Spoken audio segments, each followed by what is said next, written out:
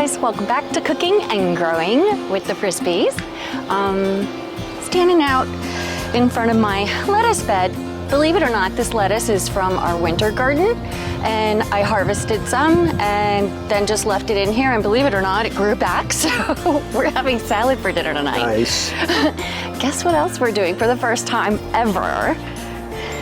Leeks. I know. I don't really cook with them except to add them to like soups and stews. But I'm actually going to make them and serve them as a side today. There's a recipe I found from, he's either German, New Zealand maybe. It was from Top Chef. And so they cook up with butter and bacon. So how bad could that be? What's the flavor profile? Onion-ish. Okay. Even lighter. They're supposed to be, so they should be about that thick Okay. around. So there's one here that's really tiny.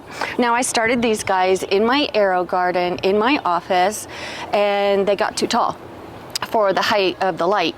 So I just came out and plopped them in here. So they've been in here since, well, December maybe. We didn't have a terribly cold winter, so a lot of stuff just stayed and kept growing. So I'm very happy about it. I do have more that I started in my seedling rack, which maybe I'll show you those later this afternoon because I'm going to bring them out and let them start hardening off again. And then we are going to as well look at these two amazing beds that we now have. On time. Yes. Can I hear you say that? You did deliver them on time. Yeah. I almost killed myself. Yeah, well, that's what happens when you procrastinate. Yep. Our potatoes are going crazy already, which makes me very happy. So I'm going to be planting in this bed. He's first going to add the drip lines to it. And then when he's done with the drip lines, we're going to test all the beds drip lines, make sure everybody is working properly. And then today what's going in here is just going to be some more of the lettuces are going in here. And then broccoli, cauliflower, and spinach are going to go in that top bed. There's going to be a section on the end that I am going to put a couple cherry tomatoes in that are different from the cherry tomatoes that are going in these two beds. So Also got to change the batteries. We're going to put new batteries into the irrigation system. It's a battery operated system, and last year we experienced one of our beds was dying, and we were wondering why, and it's because the batteries died. Zero water. The poor thing was so bone dry. I should have been checking on it more for sure.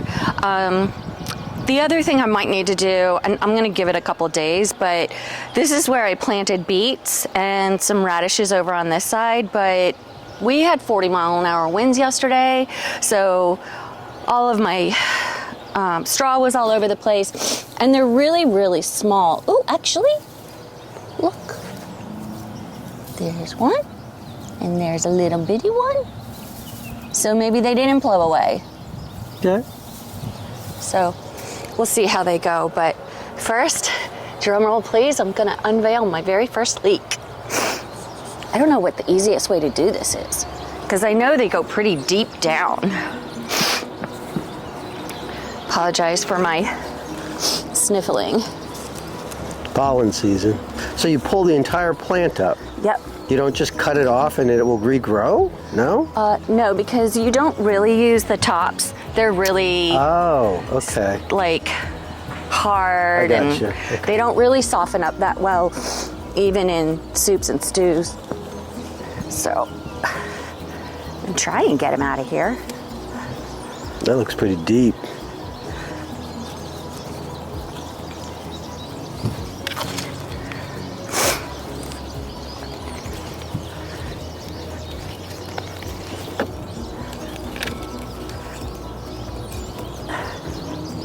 My goodness, I don't want to break it. Just go down deep. Can you? There, that looked like it did it. Ta-da! There it is. And there it is. Just like from the store, but I bet it tastes better. Well, we're gonna find out tonight for sure. That's a heck of a root system for something. I mean, it's not that big, you know? But it's pretty sturdy. It's very sturdy. So I'll be doing an episode of Cooking with the Frisbees on bacon and leeks. Bacon and leeks. Yeah, we haven't done any cooking episodes in a while. I know. Just because I have a repertoire that I don't change a whole lot, so I don't tend to do. Hold that up. My leek? Mm-hmm. Had to get a still photo of that. Ooh, that wind is whipping. We might have to put the... It's not as bad as yesterday, but... No, but we might have to put the little hairy things on the mics. My God. Yeah, for sure. So, and then right. I've got to build you... Yeah, I'm also gonna fill my grain stock today. It's a 5-tier. Plus I got it on a stand. So it's really difficult for me to get to it, the very top tier. So, cause it's taller than I am. So, but I'm excited to do it. And there's gonna be a lot of stuff going in there that's really similar to some of the stuff that we have in here, but some things that I haven't had luck with, like strawberries. I'm going to try my hardest to get strawberries. And my hope is that it being up higher means that the squirrels or not raccoons, chipmunks and rabbits and stuff won't get to them. So we'll see. I don't know. I've got to build her a level platform. Yeah, he's just gonna level it up. Beth doesn't think that's level, but... I put a level to it, Keith. I'm not saying it just because. How off was it? Way off. All the way left. I did it by eye, so now I'm just gonna build a platform and level it. So, and then he's gonna get started on the drip lines and then give me a call when you need us to start testing. You got it. All right. We'll be back, guys. Got a lot of work to do. Hey guys, welcome back to Growing with the Frisbees. Seems like that's what we're doing a lot more of these days in cooking. So we just wanted to show you how we finished up the day. Beth is starting her tower over there. She kind of ran out of steam, but I still have to go around and get all that dirt I got from Lowe's and Costco today. But I did finish, my big project today was to lay this irrigation down in the 2 new beds and then test all the irrigation. So we got that done. As you can see, we chose to go back to the weeping line. I just think it puts out a lot more water than that plastic line. It's more durable. The holes are like every 12 inches, but it just doesn't seem like it puts out a lot of water. So you have to let it run for a longer period of time. So its durability over what I like is more watering. And this is not as expensive. It's easy to cut. I had to cut them to length, but it's real easy because I saved all the pieces. So you just cut it and you put caps on the end and all that. Now what I did have to do, I did have to make some hose. So I got a 25-foot hose. I ran it from over at the main 4-zone unit over there. I put a splitter on zone 1. So it's going to feed these beds, the herb garden, and it's going to feed these 2 at the same time. I just put a brass splitter on it. It comes on, and then I put a splitter here as well, because I could have just run in my first time days, I would say younger days, it was my younger days, I would just run this and connect it to the other bed, but then water drips down on the soil and then you get an erosion problem. So I said, you know what, just cut the hose to length. So I put a splitter here, cut this hose to length, snipped it, and put a stop on it. I had another spare piece of garden hose that I had been using. I got fittings on the end of it that you can get at your local Home Hardware, female and male ends. I suggest not using the clamshell that they give you. I suggest using some really good stainless steel rings.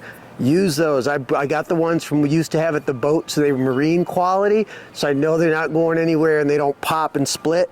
So I have that hose right there, you see, that's coiled, and I made this hose that runs down to this bed and attaches to this line here. So we got that all done, and then we tested every one, and then we did a really smart thing. When we figured out what zone it was, I just took out my pencil and I wrote on the right-hand corner of every bed, what zone is that?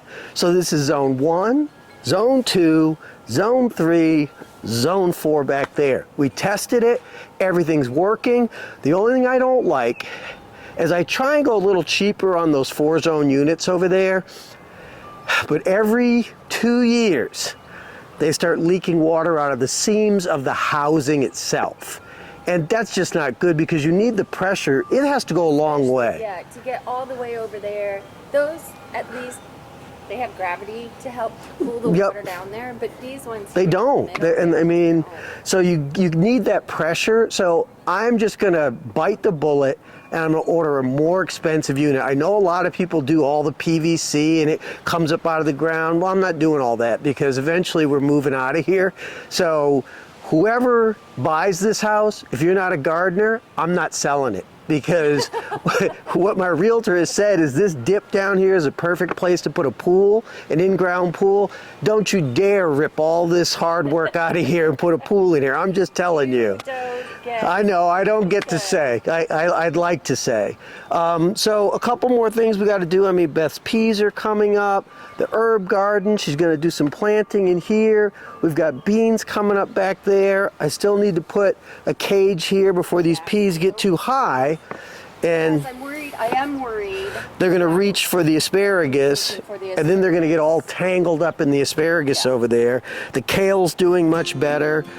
We still have plants inside on the grow rack. They have to come out, but Beth has those out being hardened off, as you can see. Everything's being hardened. Those things on the ground are tomato plants laying over, but it's so windy out here. It's very windy. I'm afraid that table's going to tip over. So we got accomplished what we wanted to accomplish today. Beds are done. Beds are gorgeous. I've got some finishing things I got to do. Like, I don't know if I'm going to trim these posts because I can see if we have to put netting on here or something like that, I can attach them to these posts. Maybe I'll even them off because they're a little uneven. That's going to drive me a little nuts. So guys, that's the work for Little Acorn Farm on April 13th. Got everything set to go. Thanks for joining us. I got to go around and bring the dirt around in Willie, but you don't need to see me do that. And thanks for watching, and we'll see you next time. Thanks, guys.